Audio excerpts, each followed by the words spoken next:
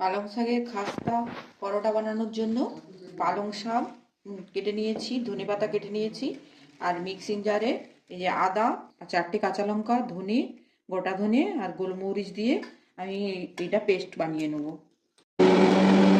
একটা smooth paste করে নিয়েছি, এই যে এরকমভাবে ধনেপাতা, পালং শাক, আদা, কাঁচা লঙ্কা, গোলমরিচ এটা পেস্ট করে নিয়ে নিয়েছি। এবার আটাটা মেখে নেব।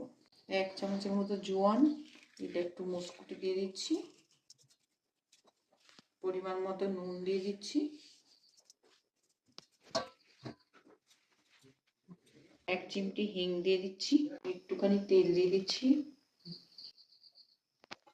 সব উপকরণগুলো ভালো করে মাখিয়ে নেব, মিশিয়ে নেব, দিয়ে আটাটা মেখে নেব এই পেস্টটা দিয়ে।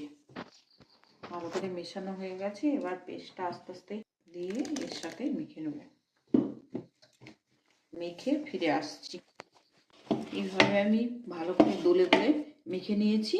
এবার একটু তেল মাখিয়ে, একটু তেল দিয়ে উপর থেকে ব্রাশ করে দেব।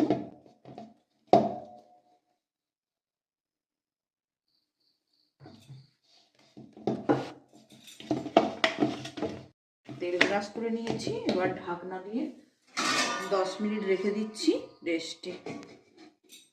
10 মিনিট হয়ে গেছে, ঢাকা খুলে এবার লেচি কেটে নেব, আর একবার এইরকম করে তুলে নেব।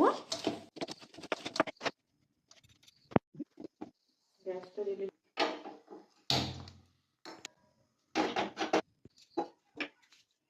ভালো করে তেল লাগিয়ে নিচ্ছি।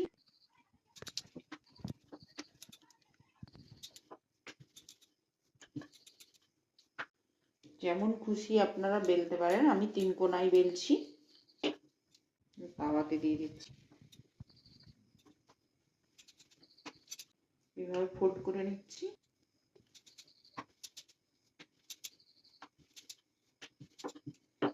উল্টে নিচ্ছি, এভাবে ভালো করে টিপে টিপে খুন্তি করে মুচমুচে করে ভেজে নিচ্ছি।